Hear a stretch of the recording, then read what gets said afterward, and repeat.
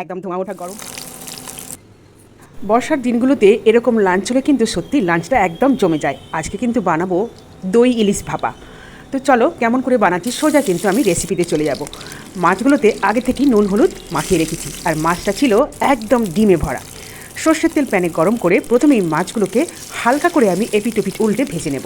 যতক্ষণ মাছগুলো ভাজা হচ্ছে ততক্ষণ আমি বানিয়ে নেব একটা বাটা মশলা। নিয়ে নিয়েছি কালো সর্ষে, আমি এখানে হলুদ সর্ষে ব্যবহার করছি না। নিয়ে নিলাম খানিকটা পোস্ত, আর আমি এটাকে মিহি করে পেস্ট করে নিয়েছি। আর এখানে আমি দিয়েছি 1 চিমটি নুন আর 2টো কাঁচা লঙ্কা, সেটা আমি ভিডিও করতে ভুলে গেছি। তো মশলাটা বাটা হয়ে গেছে, এদিকে মাছও ভাজা হয়ে গেছে। ভাজা মাছ তুলে রেখেছি, তার সঙ্গে তুলে রেখেছি মাছ ভাজার তেল খানিকটা। মাছ ভাজার তেল দিয়ে প্রথম পাতে ভাত খেতে কিন্তু আমার দারুণ লাগে।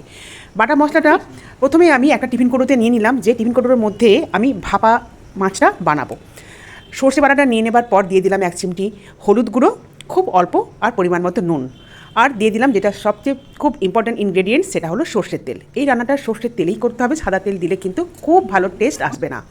তারপর হালকা করে যে মাছগুলো ভেজে তুলে রেখেছিলাম সেই ভাজা মাছগুলো একে একে আমি টিফিন কৌটোর মধ্যে ভালো করে দিয়ে দিলাম কয়েকটা চেরা কাঁচা লঙ্কাও। কাঁচা লঙ্কার সঙ্গে ইলিশ মাছের কম্বিনেশন কিন্তু দুর্দান্ত। যে কটা মাছ আমি ভাপা করব সে কটা মাছ টিফিন বক্সে দিয়ে দিলাম, আর দিয়ে দিলাম কয়েকটা চেরা কাঁচা লঙ্কা, আর তার সঙ্গে ইলিশ মাছ, তার সঙ্গে সর্ষে, এটার কিন্তু একটা সত্যি দারুণ কম্বিনেশন হয়। আর টক দই, যেটা মেন ইনগ্রেডিয়েন্টস এই রান্নার, দই ইলিশ ভাপা, সেটা আমি মিক্সিং জারে নিয়ে খানিকক্ষণ ফেটিয়ে নিয়েছি। ঘুরিয়ে নিলে একটা খুব সুন্দর মিহি টেক্সচার আসে। দিয়ে সেগুলো মাছগুলো কভার করে দিয়ে ওপর থেকে আরও খানিকটা সর্ষের তেল দিয়ে আমি কিন্তু ঢাকা লাগিয়ে দিলাম টিফিন কৌটোর। তারপর কড়াইতে আমি জল দিয়ে দিয়েছিলাম আগে থেকে স্টিম করার জন্য। মিডিয়াম হিটে 10 মিনিটের জন্য আমি স্টিম করে নেব। ব্যাস 10 মিনিট আমার স্টিম করা হয়ে গেছে। একটু ঠান্ডা হবার পর যখন আমি টিফিন কৌটোটা খুললাম, সত্যি একটা এত অপূর্ব অ্যারোমা ঘরের মধ্যে মানে ছড়িয়ে গেল।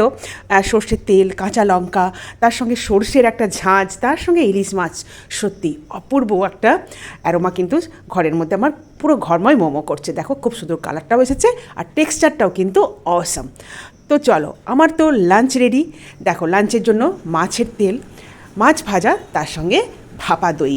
আর এই মাছের গন্ধে আরেকজন অতিথি এসে হাজির। দেখো রোয়াক থেকে দেখা যাচ্ছে এই যে বেড়াল মহাশয় মিউ মিউ করে ডাকছে।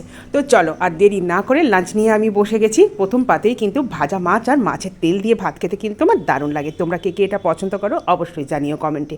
আর বর্ষাকাল আর ইলিশ মাছ তোমাদের কেমন কাটছে সেটাও জানিও। নতুন নতুন রেসিপি শেয়ার করো, যাতে আমরা আরও সবাই ইলিশ মাছের নতুন নতুন রেসিপি ট্রাই করতে পারি।